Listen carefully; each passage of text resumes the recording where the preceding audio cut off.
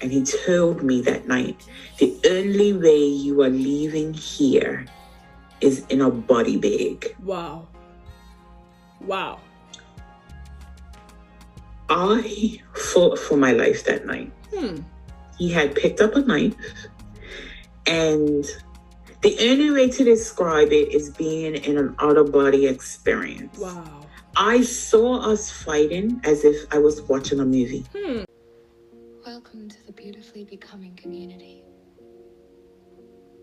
This is a sacred space for honest, faith-rooted conversations that encourage healing, inspire growth, and help you step into the person God is shaping you to be. I am excited to have my lovely sister. I would call her sister because, we share similar stories together. And it's been incredible, having you on my podcast show. And Leticia, I just want to officially welcome you to. Thank you so much for having me. I'm so happy to be here. Oh, thank you.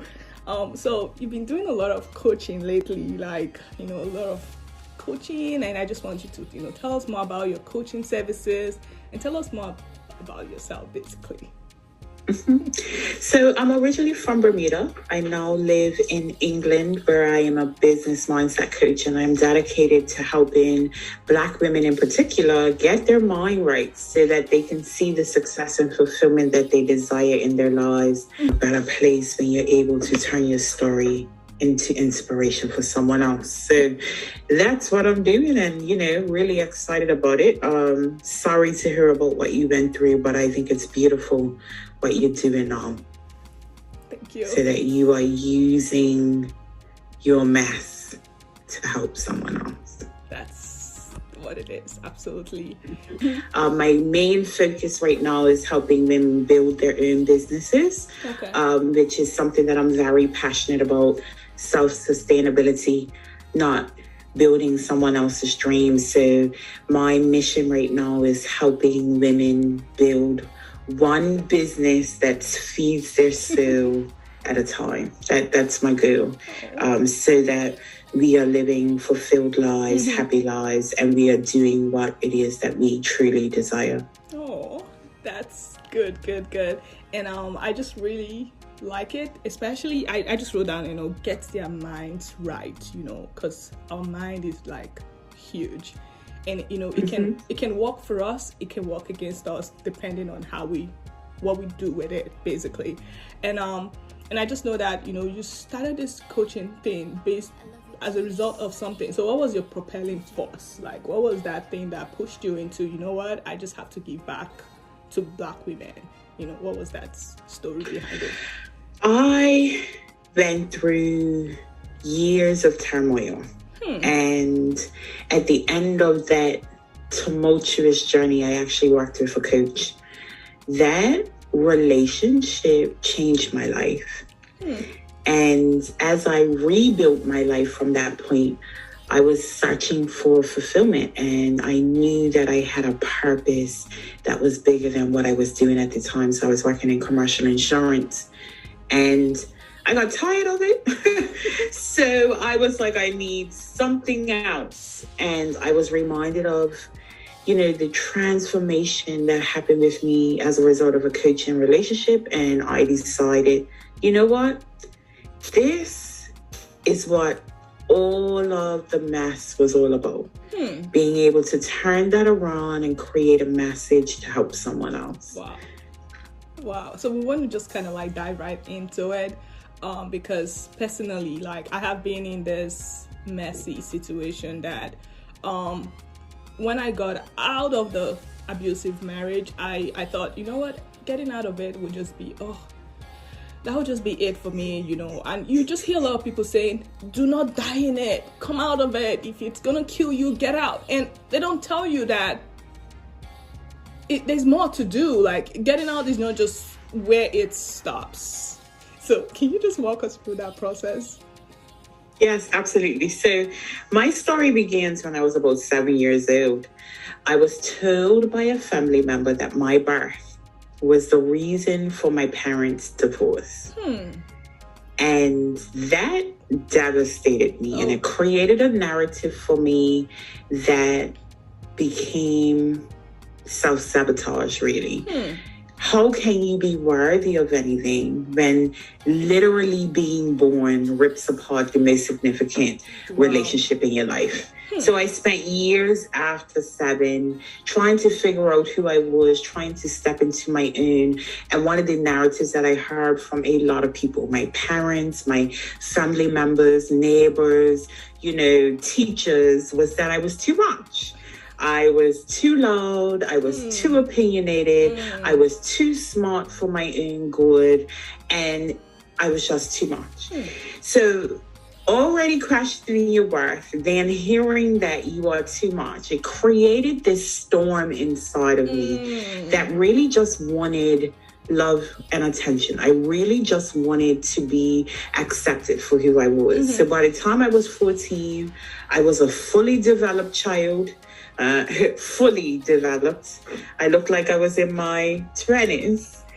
And I met a guy that was twice my age. I was 14, he was 28, and he gave me everything that I was looking for.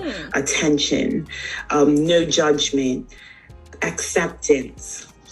And to me, that was like, I'm obsessed with Disney. So I thought I had met my knight in shining armor, my Prince Charming, right?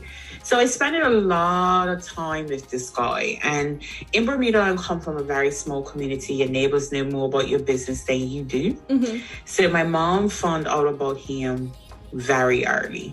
And I remember her doing a background check saying, every relationship this guy has been in has ended in restraining order. He is dangerous.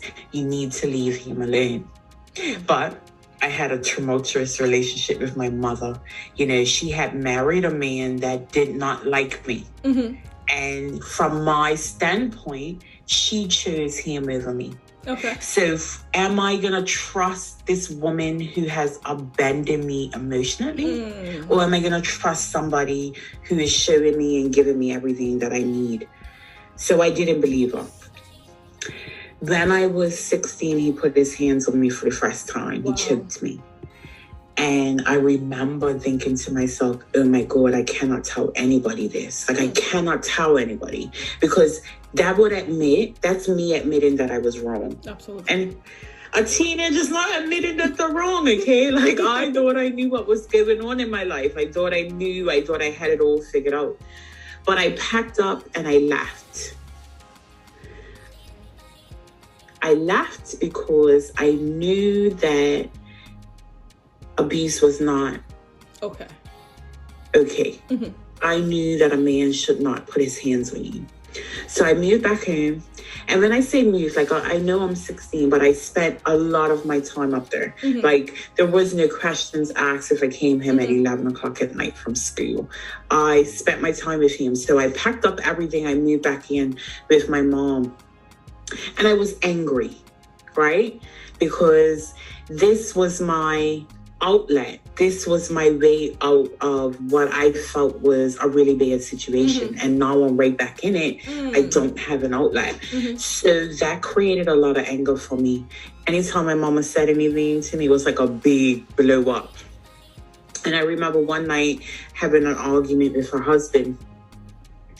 And I said, I should just kill myself. And that idiot, because I have zero respect for him even to today, he called my mama into the kitchen. He called my little sisters into the kitchen and said, oh, you're going to kill yourself? Go right ahead. Really? Let's watch. Whoa. I took a handful of pills, a leaf, and I swallowed them and ran out of the house. And my mom came running after me a few minutes later. Whoa. And she was angry. She was so angry. Why would you try to take your life? You're going to go to hell. You don't do that. Why would you do that? And I remember being in the car, she's taking me to the hospital, thinking to myself, how dare she be angry at me when she stood there and watched me take a handful of pills and did nothing to stop me. I was put under psychiatric care as a result of that suicide attempt, and I was in psychiatric outpatient care for quite a few years. I was put on antidepressants, because I was the problem. I was the one that needed to be fixed.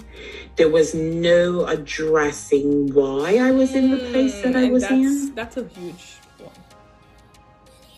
But because I was a child, I was a teenager, I was the source of the problem. I went to live with my father for a short period of time after that. And I remember him coming into me one day telling me that his wife had no desire of raising another child. So I had to go back and live with my mother. Wow. So I've been emotionally abandoned by my mother. I've been emotionally abandoned by my father. I'm angry as hell because of it. And I think the situation when I moved back in with my mom I was volatile. I mean, I describe myself according to weather, if I'm honest. So my life during that time was a volcano, a very active volcano. Wow. You couldn't say anything to me without me erupting, absolute eruption. Wow. And one of my eruptions resulted in me putting my hands on my mama. Now, you are Black. And you know full well you don't put your hands on a Black mama. Like, absolutely. You don't do that. So any support that I had with my external family, like my aunts and uncles, that disappeared the minute I put my hands on my mama. Because again, I'm the problem. A couple days after that incident, I got a registered letter, and I couldn't figure out who was it from. Like, who would send someone, I was 17 at the time, who would send a minor a official letter, right? And I remember saying to my mother, like, who could this be from? And she was just like, oh, I don't know. I don't know what that is. So I go pick up this letter. And it was a letter from my mother's lawyer telling me that I was no longer allowed on her property. And if I returned to her property, I would be removed by the police. Whoa. So I have no relationship with my father. I now have no relationship with my mother. I don't have a relationship with any of my family because of the incident that happened. So where is a minor going? Wow. I did the only thing that I knew to do, and I called the man that had choked me. And I said, I need somewhere to live. And he gracefully took me in. But that immediately came with a price. Wow. He let me know as often as he could that no one loved me but him. You know, my family don't care about me. They would see me on the street homeless. And here he is, taking me in and taking care of me. And, you know, after you hear that so many times, I mean, particularly after the emotional abandonment that I had already experienced, you begin to believe that. And, you know, I went through years of emotional and psychological abuse with this man. To the point where it literally broke me down. Wow. And I eventually married him. I married him when I was 19. Aww. When I married him, that's when the abuse, the physical abuse became frequent. Wow. Like, I talk about this, and please don't think that I'm excusing any of the events that happened to me. But before the marriage, there was a hit and a punch here and there, which you kind of overlook because of the situation you're in. Like, I kind of have to put up with this because I'm not old enough to get an apartment in this country by myself. I'm not old enough to be on my own. Legally, I am still a child because the age of majority is 21 in Bermuda. And once I got married, There was very little that didn't happen. There was rapes, there was sodomy, there was torture, there was a lot of physical abuse. And what was interesting was that I worked in law enforcement during that time. I was a customs officer. I worked alongside the police. But then you are working alongside the police and not just a civilian. You see the police for the humans that they are. Absolutely. You see them for the flawed things of their nature. And I didn't trust the police. I sat there and listened to them gossip about other people's problems. There was no way I was letting anybody know what was going on with me. So there were times the police should have been called, but I was scared. I didn't want anybody judging me. I didn't want anybody knowing my business. So I did nothing. Years go on, and of course, people realize you're in this relationship with someone that is significantly older than you. They draw their own conclusions about your relationship, and you find yourself defending him. You start painting this pretty picture like, oh no, everything's perfect. Like I had the perfect relationship. This is a guy that I've been with, on and off since I've been 14. Like clearly something's going right here. Absolutely. You hide everything that's going on. And I remember there was a point in time in our marriage where I decided that I kind of wanted to go back to school. I wanted to build myself up. I wanted to do something different. I'm highly intelligent, and I don't say that in a cocky way. I'm highly intelligent, and I'm motivated by learning. Then I said to him that I wanted to go to university. He told me, no, you're married. You should have done that before you got married. Like I had a choice. And that was the first time I actually started feeling like, wait a minute. This man is trying to hold me back. And that was a problem to me. So I started being very resentful towards him, not because of the abuse, not because of the sodomy, not because of the torture that I experienced at night. The fact that this man did not want me to get an education was what had me side-eyeing him. And I remember there was a day that I couldn't find myself in, which is significant because it was always on me. And I had come home, and a friend had called my landline. And she was telling me about this abusive relationship that she was in. She didn't know what to do about it. And you have a perfect relationship. Like, you have to help me. And I found myself in that position with a lot of my friends because of the story that I painted. They succumbed to me for advice. And I remember that night, I picked up a book called Until Today by Ian Levenza, which is a daily devotional, helping you to reconsider things in your life. And I randomly opened a page. I don't even know what date it was. And I remember reading this passage about people are in your life for a reason, a season, and a lifetime. And the reason why our interpersonal relationships do not work is because we are trying to keep someone in our lives that was only meant to be there for a reason. We're trying to keep them there for a lifetime. And no matter what we do, we cannot make that relationship work because they do not belong in our lives. And I remember sitting there reading this to her and feeling like a sinner in church. I felt like, oh my God, this is so significant because this is exactly why this relationship that I'm in isn't working. I'm not supposed to be with this man. Wow.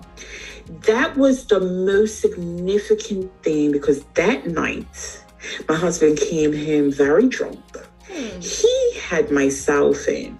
And in that cell phone was text messages from another man because I had lost interest in my relationship. Someone else was showing me attention, and he was angry. You've been through abuse, and you kind of know if you've been through it for a long period of time, you kind of know if it's just going to be like a one-off thing or it's going to be real bad. Absolutely. And I remember looking in his eyes and just knowing something is really bad. Like, this is going to be bad. Absolutely. So I called my mother. I ran to the landlord and I called my mother and I was like, listen, you have to come get me right now. Like, I'm not playing.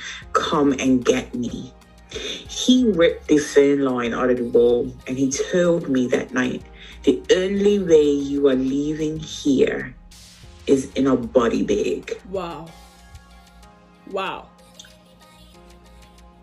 I fought for my life that night.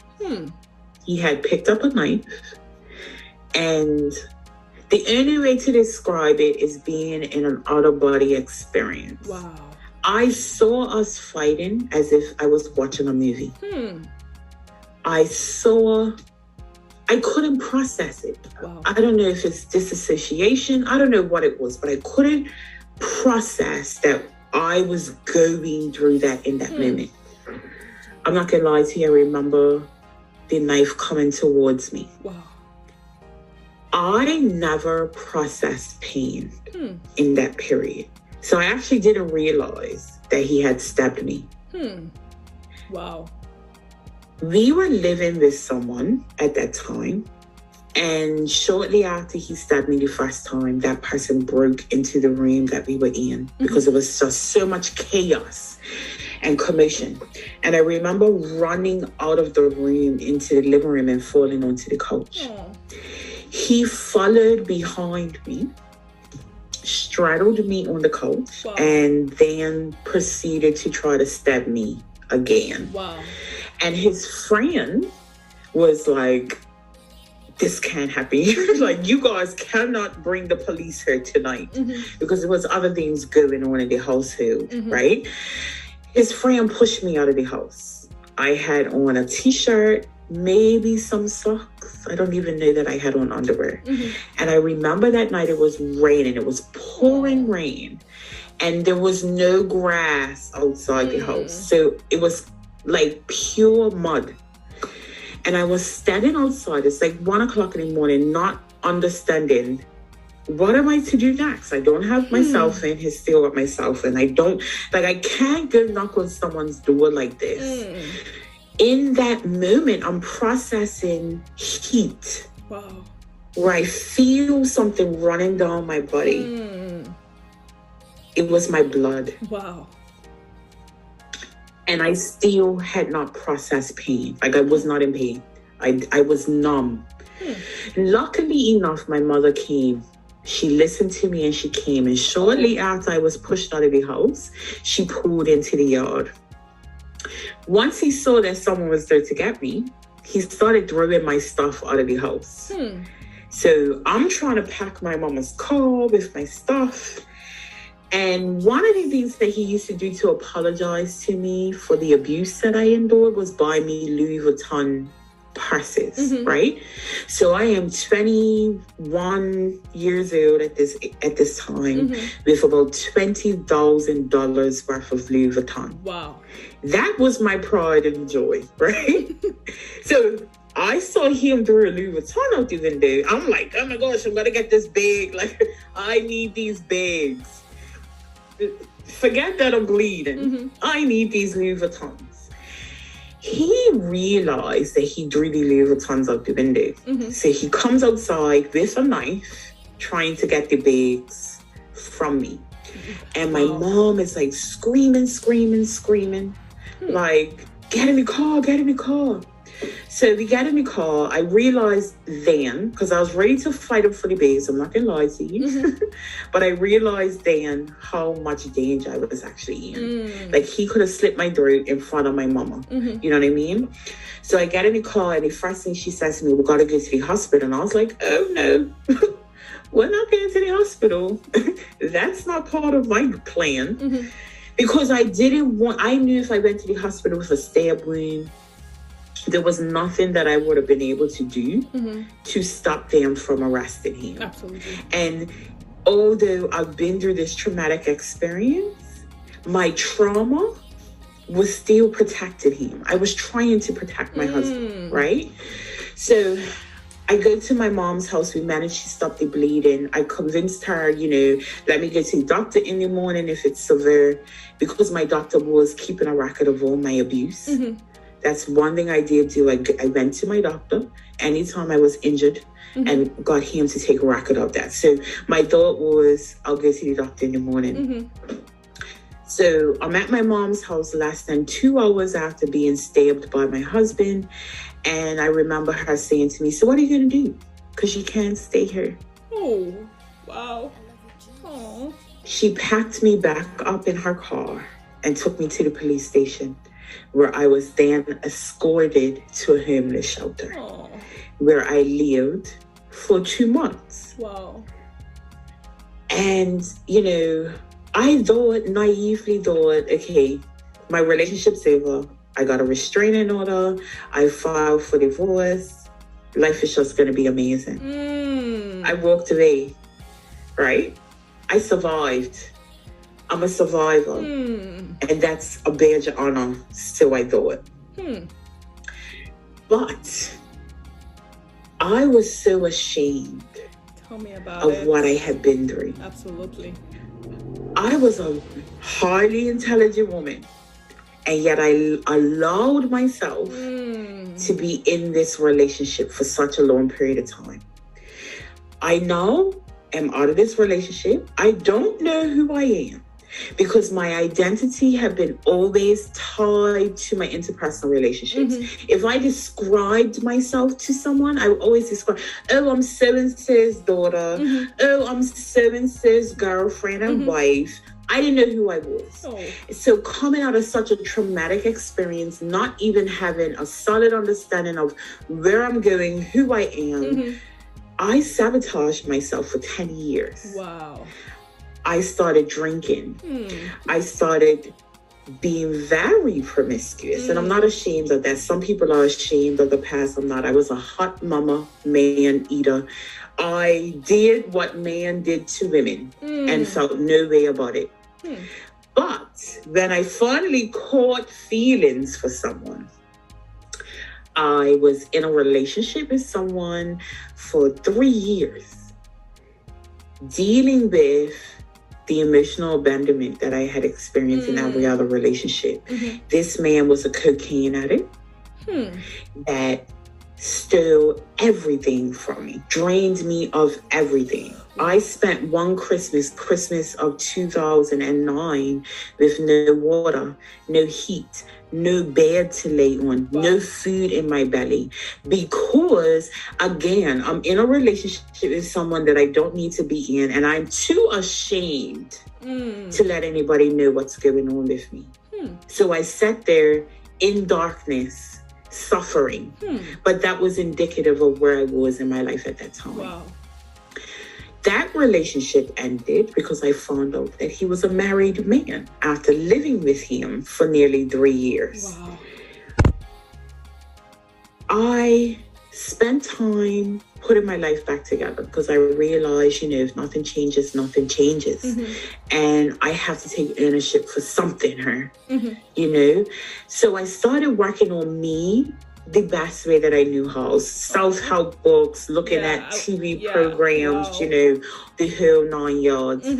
And really just trying to piece my life together. So I just wanted to know, what was that moment of awareness? What was that thing that made you to be like, at this point, enough is enough, I want to focus? That moment, was there any moment of awareness, something that occurred that made you wake up from all of these things? I mentioned Iyanla Vanzant. I'm obsessed with her. I love her. I love all of her books. And I remember in 2010, I read her book, Peace from Broken Pieces. And that book made me realize, wait a minute, you are not the summation of your experiences. You can be better than this. And I started working on myself, but I met a guy.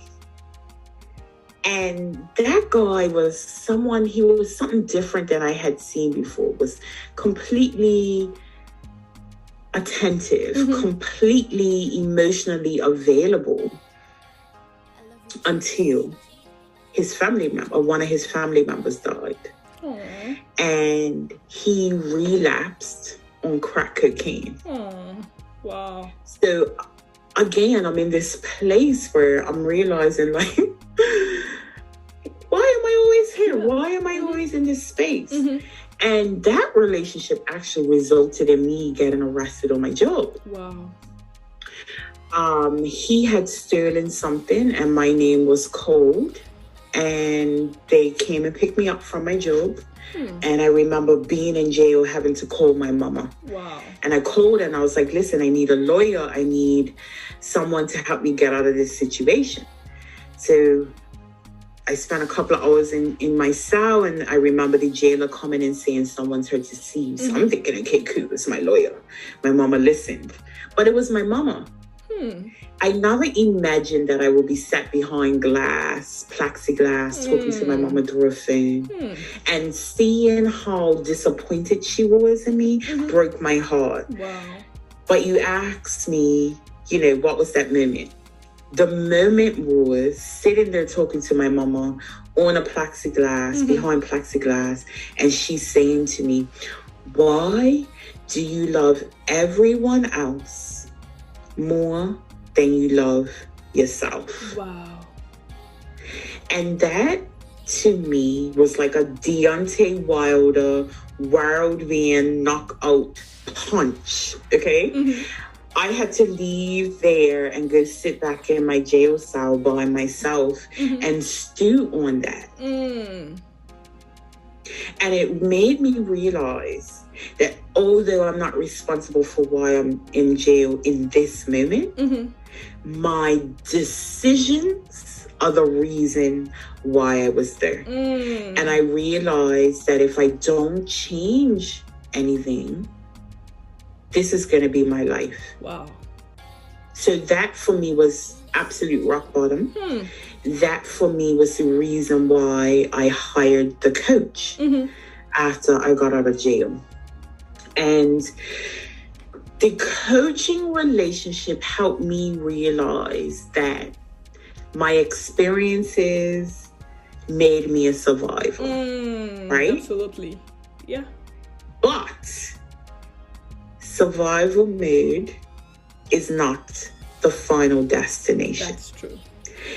A lot of us get caught up and we get stuck in survival mode. We don't know how to move forward, which is why we end up with years and years of self-sabotaging behaviors. We find ourselves in the same situations over and over again because we don't take time to heal. A lot of times we don't even know that we need to heal. We think that just because we walked away from that situation, automatically things are going to just fall into place, and that's not what happens. Our job, our responsibility in life is learning how to turn our mess into a message. Absolutely. Our test into a testimony. Turn our story into hope and inspiration for others. Our responsibility is to heal from our experiences so that we do not get stuck in survival mode. Survival mode does not help anybody okay? Because when you're in survival mode, your only options are to fight and flight. Absolutely. And we don't realize it. By getting comfortable in survival mode, we actually keep ourselves in a state of stress. So my coaching relationship allowed me to heal. Okay. That healing allowed me to move from being a survivor to being a thriver. Okay. And I restarted my life after that. I literally restarted my life. I moved from Bermuda to the UK. I spent years working in commercial insurance. I got to the pinnacle of my career. Wow. I was working at Lloyd's of London, which is the oldest insurance institution in the world, as a Black foreign woman manager. Wow. I was managing a multinational team. That's amazing. But I wasn't satisfied. I wasn't fulfilled. I was spending my time building someone else's dreams, packing mine away on the shelf. And the birth, I had 2 children back to back. The birth of my children made me realize that, if I don't change the narrative, being miserable, just being on autopilot, that is what my children are going to pick up. Absolutely. And I will not allow them to see me settle for less than what I deserve. Absolutely. So The birth of my children birthed my business. And I am truly grateful for every single thing that I've been through. Wow. Because it's made me the absolutely strong, phenomenal woman that I am today. Absolutely. And that girl who was told that she was too much, she's too loud, with too much attitude, too smart for her own good, is now doing what she was born to do. Absolutely. Talking, being heard, not afraid to back down, and using my story to inspire others. Wow. I celebrate you. Oh my God, like I really do celebrate you. We don't look like what we've gone through. Honestly, like listening to your story could also be like a movie scene, you know. It would be like, you know, something that would be in the movies, like with different episodes, because, you know, you overcame, okay? You not just survived, you overcame, and you're living up to that expectation. You're living an exemplary life. You're coaching. I want you to, you know, talk us through, you know, walk us through your coaching services, and then walk us through like that healing journey for you. Like, what was it like? Because in that forgiveness journey, because, you know, in order for us to heal, we have to really intentionally, basically, you know, because forgiveness is for us. It's not for the perpetrator. It's just for us. And I just want you to kind of walk us through like that process of healing. You know, what was it like for you? And then tell us about your coaching services, like what you do, and, you know, so people can possibly, you know. Well, for me, the biggest part of my healing process was accepting the fact that I will not get closure from the people that I needed closure from. Right? That was big for me. Like, I have an amazing relationship with my mother now. I don't have a relationship with my father at all. I do not have a relationship with the man that stabbed me. I do not have a relationship with all the other situations that I was in, except for the man that relapsed on crack cocaine. He is actually my husband now. He has been clean now for almost 9 years. So kudos to my husband. But my journey to healing was about self-acceptance. Bigger than anything else. I remember blaming myself for my abuse because I went back. Right? I remember blaming myself for my divorce because you don't get married to get a divorce. I had to earn the fact that I made decisions that were best for me in that moment, even if I didn't like the outcome. I had to earn the fact that I am a flawed individual and I made a mistake. But that doesn't define me. But I also had to earn the things about me that made other people uncomfortable.